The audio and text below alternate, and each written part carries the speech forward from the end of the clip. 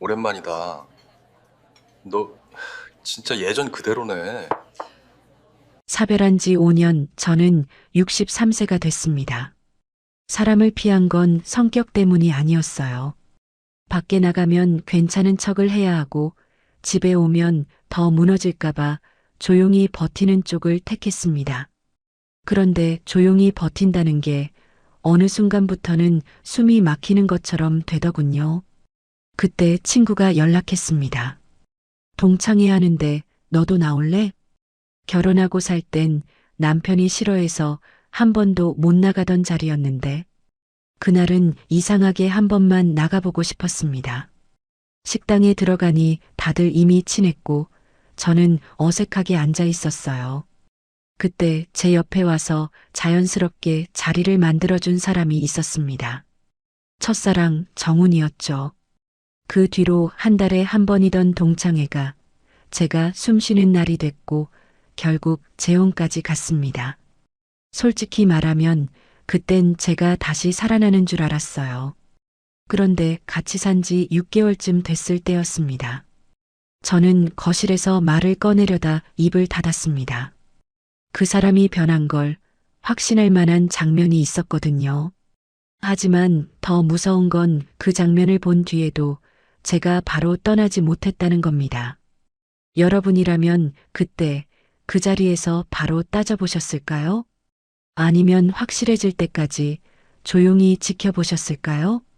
오늘 제 이야기를 끝까지 들어주시면 그날 새벽 제가 왜 결국 캐리어를 들고 나갈 수밖에 없었는지 알게 되실 거예요. 그리고 어느 지역에서 시청하고 계신지 댓글 한 번씩만 남겨주세요. 여러분의 이야기도 듣고 싶습니다. 그럼 지금부터 제 이야기를 있는 그대로 들려드릴게요. 저는 김선영, 63입니다. 남편이 세상을 떠난 게 5년 전이었어요. 그 뒤로 저는 사람을 피하며 살았죠.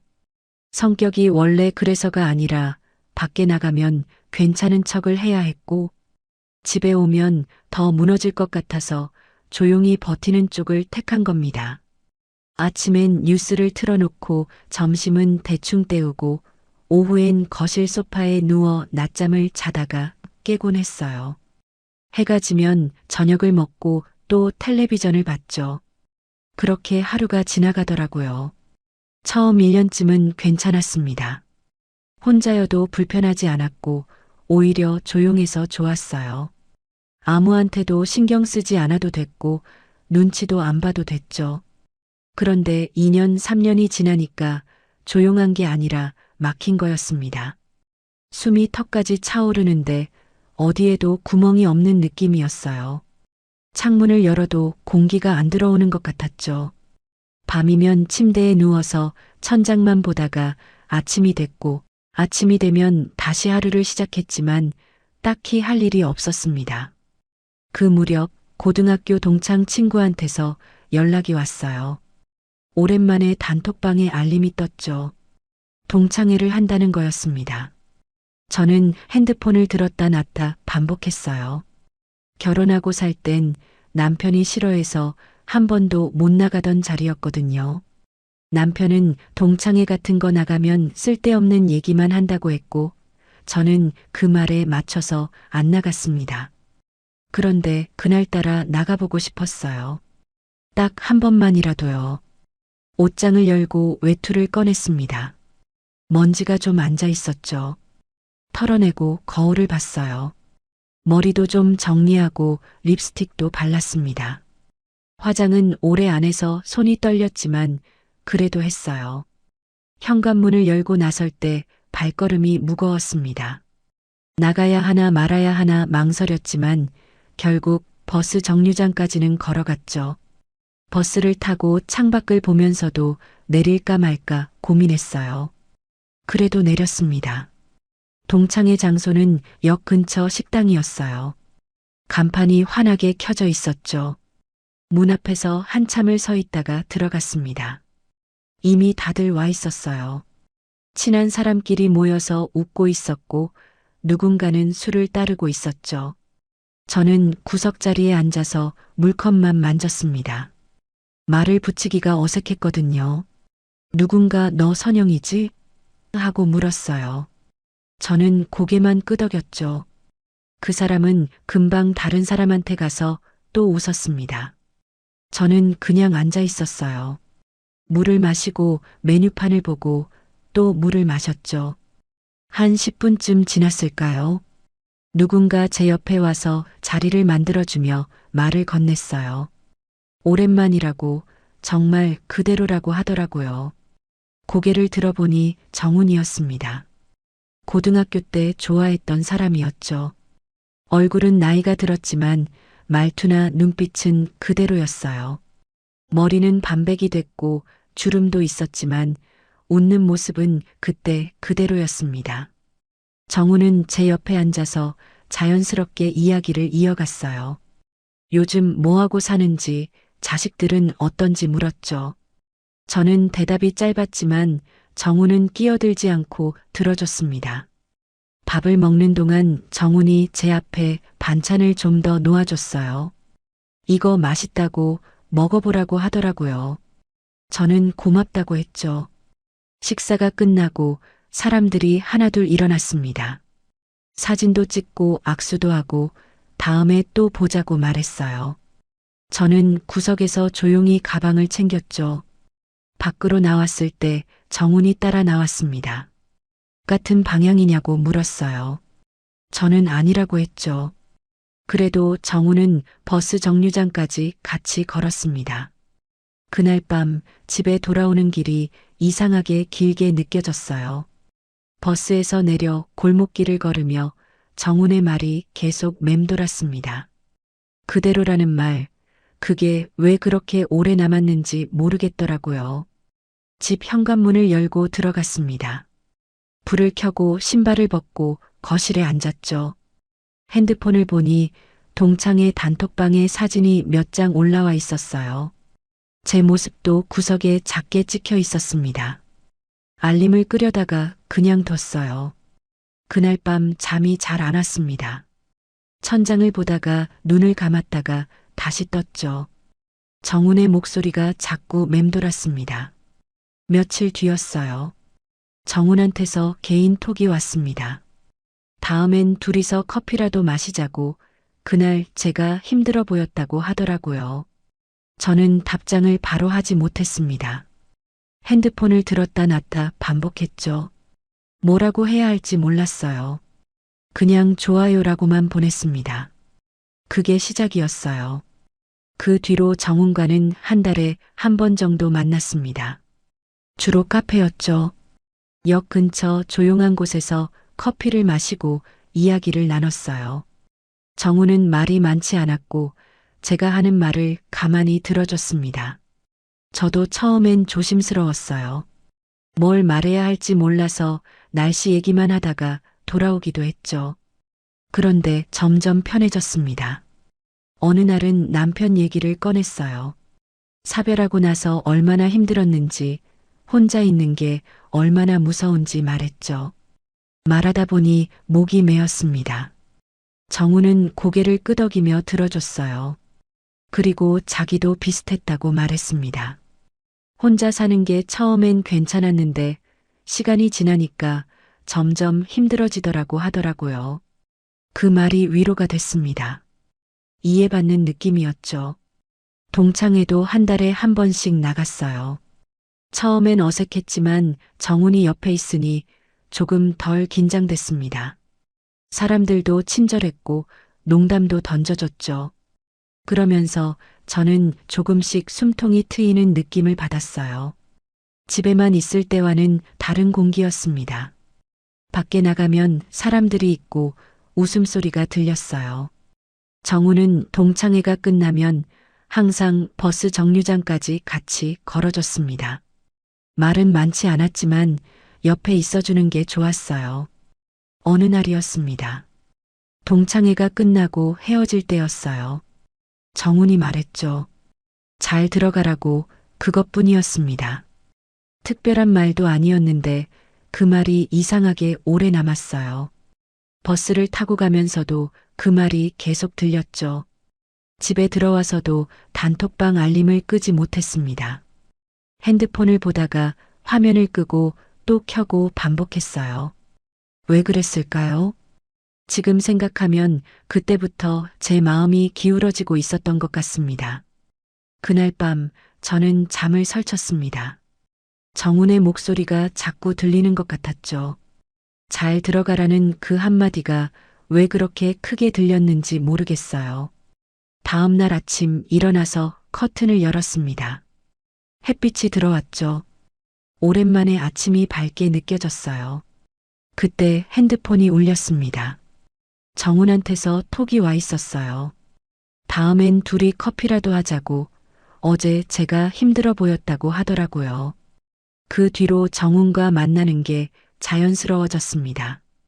카페에서 커피를 마시고 산책도 하고 가끔은 밥도 같이 먹었어요.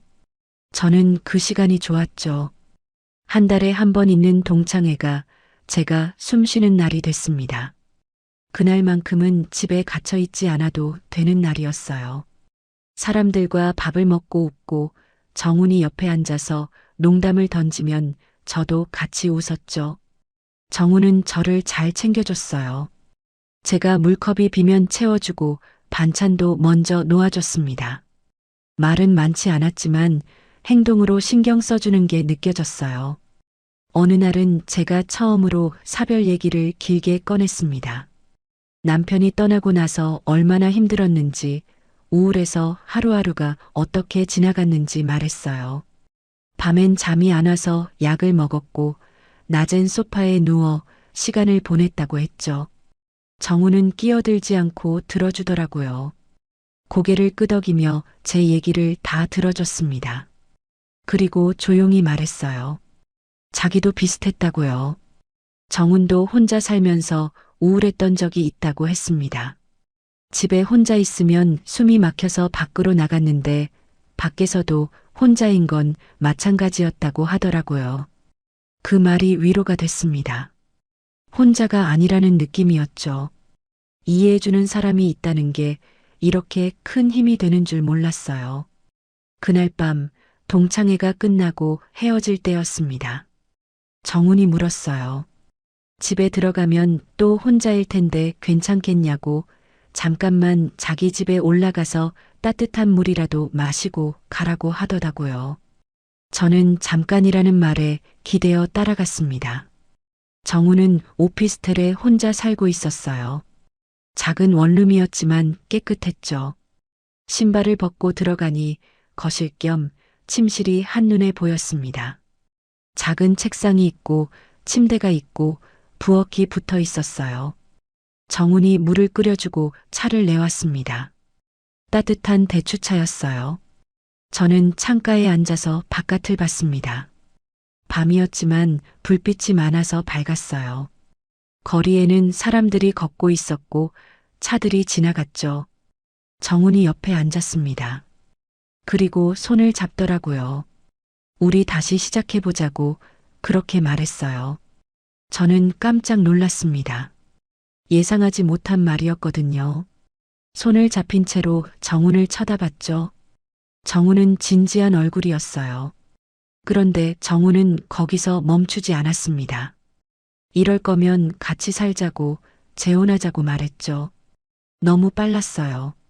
저는 대답을 못하고 그냥 앉아 있었습니다. 입이 안 떨어졌어요. 정훈은 계속 말했습니다.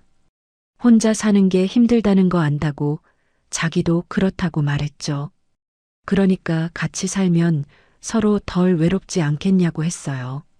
저는 차만 마셨습니다. 대답을 못했죠. 정우는 급하게 결정하지 말라고 했어요. 생각해보고 알려달라고 하더라고요. 집에 돌아와서도 그 말을 계속 생각했습니다. 재혼이라는 게 쉬운 결정은 아니었죠. 남편이 떠난 지 5년밖에 안 됐고 정훈과 다시 만난 지도 몇 달밖에 안 됐어요. 하지만 혼자 있는 게 너무 힘들었습니다. 정훈이 있으면 조금은 나아질 것 같았어요. 며칠 동안 밤잠을 설쳤습니다. 천장을 보다가 눈을 감았다가 다시 떴죠. 정훈의 얼굴이 자꾸 떠올랐고 정훈이 손을 잡았던 감촉이 남아 있었어요. 일주일쯤 지나서 저는 아들한테 전화했습니다. 재혼을 생각하고 있다고 말했어요. 아들은 잠깐 조용하더니 엄마가 좋으면 된다고 했습니다. 혼자 사시는 것보다 같이 계시는 게 나을 것 같다고 하더라고요. 딸한테도 전화했습니다. 딸은 반대했어요. 너무 빠르다고 좀 더 생각해 보라고 하더라고요. 엄마가 혼자 계셔서 외로운 건 아는데 그래도 재혼은 신중해야 한다고 말했죠. 저는 딸의 말도 맞다고 생각했습니다. 빠른 건 사실이었으니까요. 그런데 더 기다리면 뭐가 달라질까 그런 생각도 들었어요. 결국 저는 재혼을 결심했습니다. 정훈한테 전화했어요. 같이 살겠다고 재혼하겠다고 말했죠. 정훈은 기뻐했습니다. 목소리가 밝아졌어요. 서류를 준비하기 시작했습니다. 혼인신고서를 떼고 필요한 서류를 챙겼어요. 준비하면서도 제 손이 자꾸 멈췄습니다. 너무 급한 건 아닌가, 이게 맞는 건가 하는 생각이 들었죠. 하지만 서류 봉투를 가방에 넣었어요. 혼인 절차를 마친 날, 저는 정훈 오피스텔로 공식 입주했습니다. 짐은 많지 않았어요. 캐리어 하나, 서류 봉투, 옷 몇 벌이 전부였죠. 큰 짐은 제 집에 그대로 두고 왔습니다. 좁았지만 괜찮다고 스스로를 달랬어요. 정훈은 초반엔 다정했습니다. 아침에 일어나면 밥 먹었냐고 물었고 약은 챙겼냐고도 물었죠. 저는 오랜만에 리듬이 돌아오는 느낌을 받았습니다. 아침엔 밥을 하고 정훈이 먹는 걸 보면 뿌듯했어요. 저녁엔 같이 텔레비전을 보고 차를 마셨죠. 밤에 잠들기 전엔 정훈이 제 손을 잡아줬습니다. 웃는 날이 늘어났어요. 동창회에 나갔을 때 사람들이 축하해줬습니다. 둘이 원래 어울렸다고 잘 됐다고 말했죠. 정훈도 저도 웃으며 고맙다고 했어요.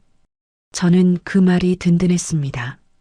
딸의 반대가 잠깐 작아지는 느낌이었어요. 그날 밤 동창들이 장난치며 정훈한테 말했습니다. 선영이 잘 챙기라고 혼자 오래 사셨는데 이제 의지할 사람이 생긴 거니까 잘해드리라고 하더라고요. 정훈이 웃으며 대답했습니다. 걱정하지 말라고 이제 저는 자기가 챙길 거라고 했어요. 저는 웃었습니다. 그런데 웃다가도 목이 잠깐 막혔어요. 왜 그랬을까요? 지금 생각하면 그 말투가 조금 이상했던 것 같습니다. 챙긴다는 게 보호가 아니라 소유처럼 들렸죠.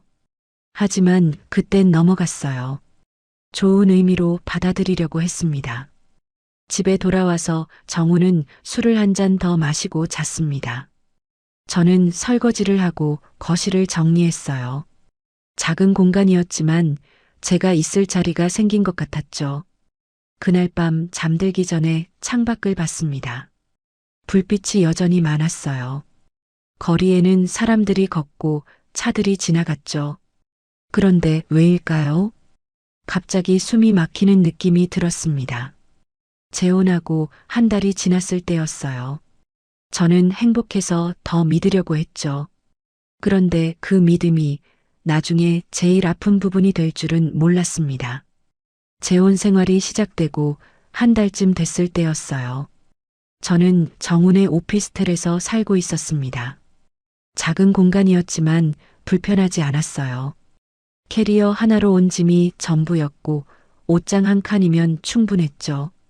제 집은 그대로 두고 왔습니다.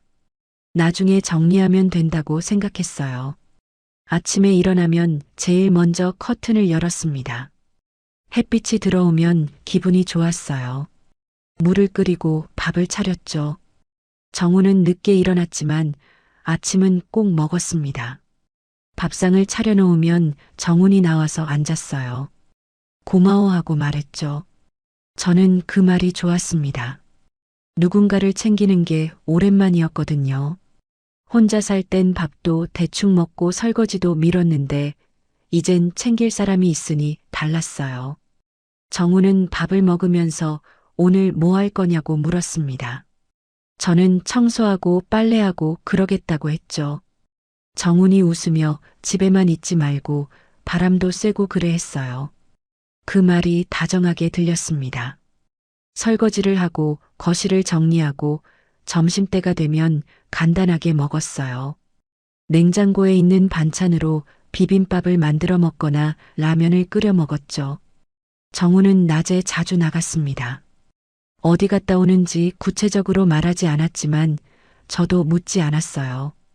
결혼 생활이 원래 그런 거라고 생각했죠. 서로 자기 시간이 있는 거라고요. 저는 정훈이 없는 낮 시간에 빨래를 하거나 청소를 했습니다. 작은 공간이라 금방 끝났어요. 그러고 나면 소파에 앉아서 텔레비전을 봤죠. 오후 4시쯤 되면 창밖을 보곤 했습니다. 해가 기울고 거리에 사람들이 늘어나는 시간이었어요. 정훈은 보통 5시나 6시쯤 들어왔죠. 어느 날은 정훈이 일찍 들어왔습니다. 오후 3시쯤이었어요.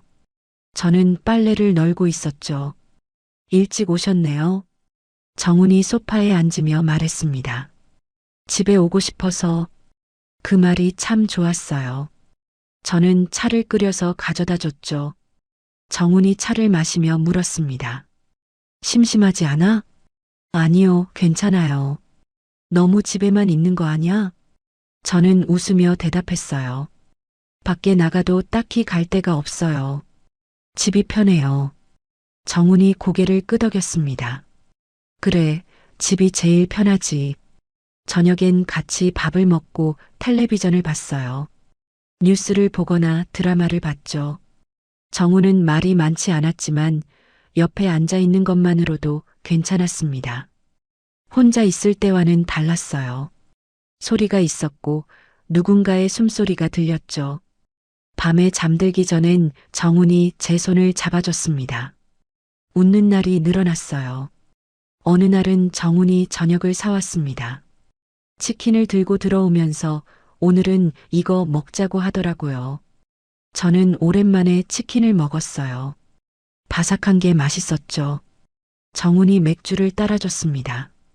저는 술을 잘 못하지만 한 잔은 마셨어요. 재혼 생활 어때? 정훈이 물었습니다. 저는 웃으며 대답했어요. 좋아요. 혼자 있을 때보다 훨씬 좋죠. 정훈도 웃으며 고개를 끄덕였습니다. 나도 그래. 혼자 있을 땐 집에 들어오기 싫었는데 이젠 들어오고 싶어. 그 말이 제 마음에 와닿았어요. 저도 똑같았거든요. 치킨을 먹고 맥주를 마시면서 정훈이 말했습니다. 다음 주에 동창회 있는데 같이 가자. 네, 좋아요. 사람들이 많이 축하해 줄 거야. 저는 기대가 됐어요.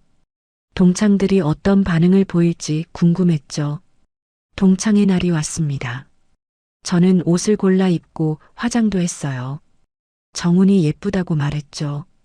식당에 도착하니 이미 사람들이 와 있었습니다. 정훈과 제가 들어가자 박수가 터졌어요. 축하해. 정말 잘 됐다. 사람들이 반겨줬습니다. 저는 얼굴이 빨개졌죠. 자리에 앉아서 밥을 먹으면서 이런저런 얘기를 나눴어요. 재혼은 언제 했는지, 어떻게 결정했는지, 지금은 어떤지 물었죠. 저는 솔직하게 대답했습니다. 좋아요. 혼자 있을 때보다 훨씬 나아요. 어느 날 동창회 자리에서 친구 하나가 물었습니다. 선영아, 정말 행복해 보여. 오랜만에 보는 표정이야. 저는 웃으며 대답했어요. 그런가요? 저도 오랜만에 이렇게 마음이 편해요. 정훈이 옆에서 제 어깨를 가볍게 두드렸습니다. 친구들이 웃으며 잘 됐다고 했어요. 둘이 원래 어울렸어. 고등학교 때부터 보기 좋았다니까. 저는 그 말이 든든했습니다. 딸이 반대했던 게 잠깐 작아지는 느낌이었어요. 제 선택이 틀리지 않았다는 생각이 들었죠. 밥을 먹으면서 사람들이 이런저런 얘기를 했습니다. 누가 손주를 봤다는 얘기, 누가 여행을 다녀왔다는 얘기, 동네 소식 같은 것들이었어요. 저는 듣고 있다가 가끔 웃었습니다. 정훈도 옆에서 농담을 던졌어요. 사람들이 웃었죠. 그날 밤 동창들이 장난치며 정훈한테 말했습니다. 정훈아, 선영이 잘 챙겨. 혼자 오래 사셨는데 이제 의지할 사람이 생긴 거니까 잘해드려. 정훈이 웃으며 대답했어요. 걱정 마. 이제 얘는 내가 챙길 거야. 저는 웃었습니다. 그런데 웃다가도 목이 잠깐 막혔어요. 왜 그랬을까요? 지금 생각하면 그 말투가 조금 이상했던 것 같습니다. 챙긴다는 게 보호가 아니라 관리처럼 들렸죠. 하지만 그땐 넘어갔어요. 좋은 의미로 받아들이려고 했습니다. 정훈이 저를 소중히 여긴다는 뜻이라고 생각했어요. 집에 돌아와서 정훈은 술을 한 잔 더 마시고 잤습니다. 저는 설거지를 하고 거실을 정리했어요. 작은 공간이었지만 제가 있을 자리가 생긴 것 같았죠. 컵을 닦으면서 생각했습니다. 재혼 생활이 이렇게 괜찮을 줄 몰랐다고요. 물론 좁은 공간이 불편할 때도 있었고 정훈의 생활 패턴에 맞춰야 할 때도 있었지만 그래도 혼자보다는 나았어요. 며칠 뒤 딸한테서 전화가 왔습니다. 엄마, 괜찮으세요? 저는 대답했어요. 응, 괜찮아. 걱정하지 마. 딸이 물었습니다. 정훈 씨는 잘하세요? 응, 잘해. 밥도 잘 먹고 저한테도 잘하고. 딸은 잠깐 조용하더니 말했어요. 그래도 힘든 거 있으면 말씀하세요. 혼자 참지 마시고요. 저는 웃으며 대답했습니다. 알았어. 근데 진짜 괜찮아. 엄마 집은 어떻게 하실 거예요? 그냥 두시는 거예요? 응, 일단은. 나중에 정리하면 되지. 딸이 한숨을 쉬었습니다. 너무 급하게 하신 것 같긴 한데 그래도 엄마가 좋으시면 됐어요. 전화를 끊고 나서 생각했습니다. 딸이 왜 그렇게 물었을까요? 제가 힘들어 보였을까요? 아니었습니다. 저는 괜찮았어요. 그날 밤 잠들기 전에 창밖을 봤습니다. 불빛이 여전히 많았어요. 거리에는 사람들이 걷고 차들이 지나갔죠. 그런데 왜일까요? 갑자기 숨이 막히는 느낌이 들었습니다. 이유를 몰랐어요. 행복한데 왜 숨이 막힐까요? 정훈도 잘해주고 동창들도 축하해주는데 왜 가슴이 답답할까요? 그냥 피곤해서 그런 거라고 생각했습니다. 아직은 괜찮았습니다. 정훈도 저한테 신경 써줬고 저도 정훈을 챙겼죠. 아침엔 밥을 차려줬고 저녁엔 같이 텔레비전을 봤습니다. 하지만 그 믿음이 나중에 제일 아픈 부분이 될 줄은 몰랐어요. 재혼하고 한 달 저는 행복해서 더 믿으려고 했습니다. 정훈이 밖에 나갈 때 다녀올게 하면 저는 조심히 다녀오세요 했어요. 돌아올 때 다녀왔어 하면 밥 드실래요? 물었죠. 그렇게 서로 맞춰가는 게 재혼 생활인 줄 알았습니다. 그런데 그 행복이 얼마나 갈지는 아무도 몰랐어요. 재혼하고 2달쯤 지났을 때부터였습니다. 조금씩 달라지기 시작했어요. 어느 날 저녁 정훈이 옷을 주워 입고 나가려고 했습니다. 현관에서 신발을 신으며 말했어요. 나 오늘 동창들 좀 보고 올게. 저는 거실에서 조심히 다녀오세요 했습니다. 밥은 차려놨는데 안 먹고 나가는 거였어요. 저는 괜찮다고 생각했죠. 동창들 만나는 거니까요. 그런데 문득 생각이 났습니다. 다음 달 동창회 날짜를 말하려고 했어요. 저도 다음 달 동창회엔 나가려고 하는데 말을 끝까지 못했습니다. 정훈이 끊었어요. 너는 그런 데 가면 피곤해. 괜히 또 우울해지고. 저는 멈칫했습니다. 피곤하긴 한데 그래도 나가고 싶었거든요.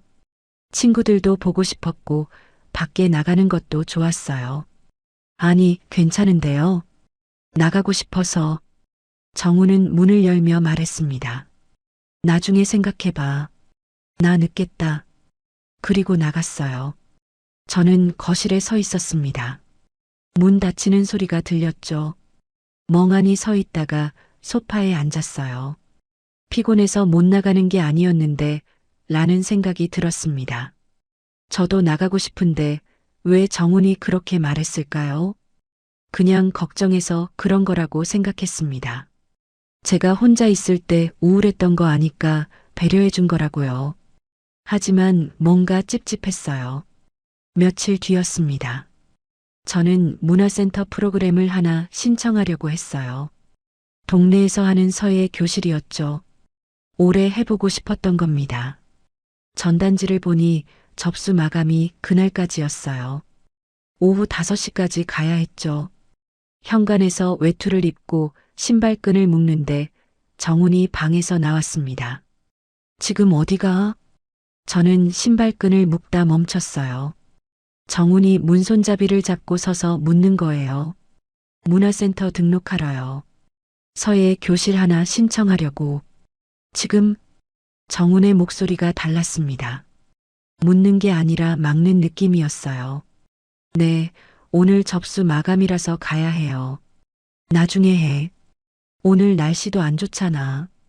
밖을 보니 날씨는 괜찮았습니다. 흐렸지만 비도 안 왔죠. 바람도 별로 없었어요. 그래도 오늘 마감인데. 정훈이 말을 끊었습니다. 다음에도 있을 거 아냐? 오늘은 그냥 있어. 저는 신발끈을 풀었어요. 그럼 나중에요. 정훈이 문손잡이에서 손을 떼고 방으로 들어갔습니다. 저는 외투를 벗고 거실에 앉았어요.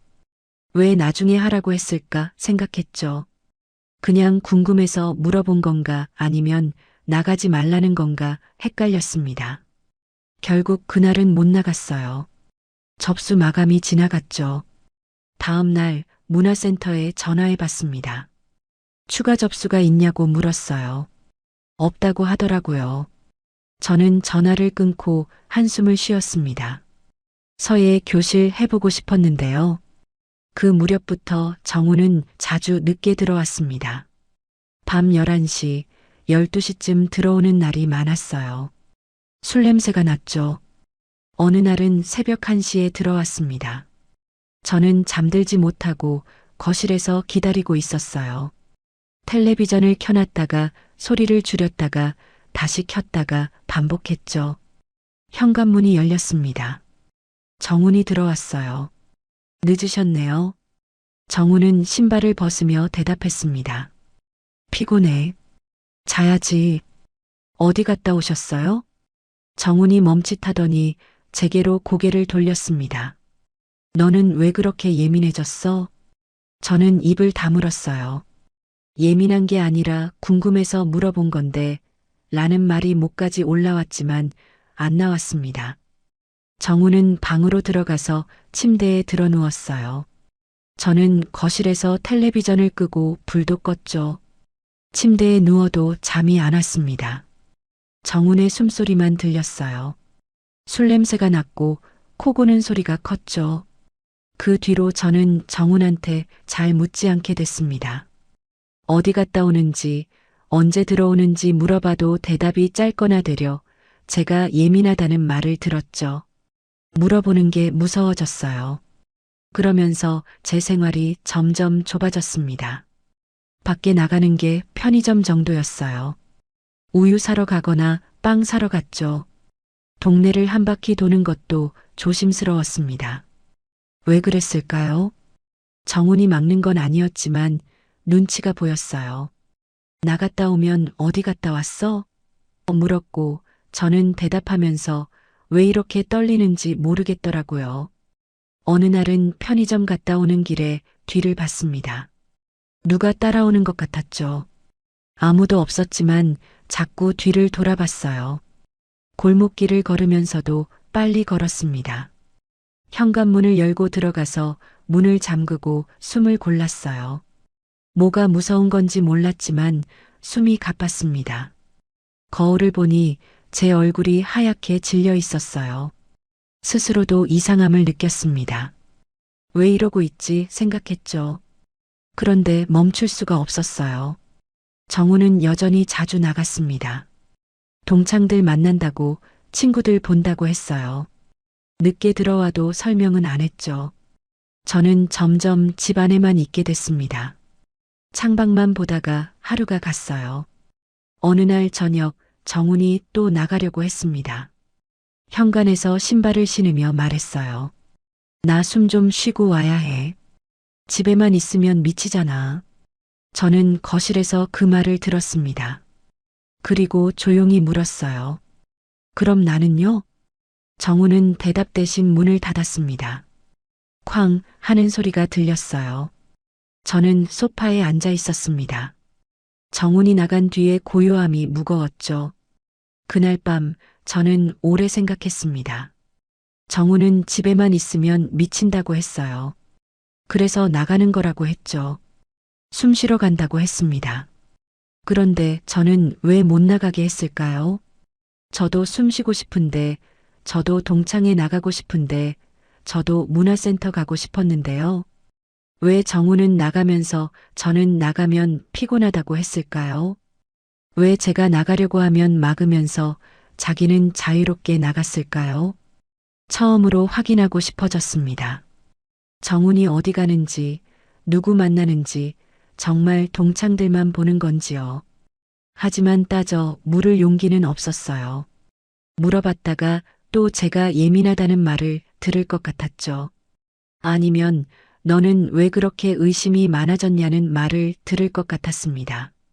그날 밤 저는 잠들지 못하고 창밖만 봤습니다. 불빛은 여전히 많았지만 제 안은 점점 어두워지는 느낌이었어요. 나는 못 나가게 하면서 자기는 왜 맘대로 나가는 걸까요? 재혼하고 넉 달쯤 됐을 때였습니다. 저는 매일 아침 일어나서 똑같은 일을 반복했어요. 커튼을 열고 물을 끓이고 밥을 차리고 정훈이 일어나길 기다렸죠. 정훈은 밥을 먹고 나갔고 저는 설거지를 하고 집 안에 있었습니다. 그런데 그 무렵부터 이상한 생각이 들기 시작했어요. 어느 날 아침 저는 침대 밑을 보고 있었습니다. 캐리어가 거기 있었죠.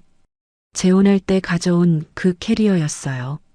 꺼내볼까 하는 생각이 들었습니다. 정훈이 나가고 나서 캐리어를 꺼냈어요. 바퀴에서 소리가 날까봐 조심스럽게 끌었죠. 거실에 세워두고 지퍼를 열어봤습니다. 비어 있었어요. 옷은 다 옷장에 넣었으니까요. 그런데 왜 꺼냈을까요? 지금 생각하면 그때부터 준비하고 있었던 것 같습니다. 무의식적으로요. 캐리어를 다시 침대 밑에 넣었어요. 바퀴 소리가 날까봐 들어서 넣었죠. 그날 오후 저는 서류 봉투를 찾았습니다.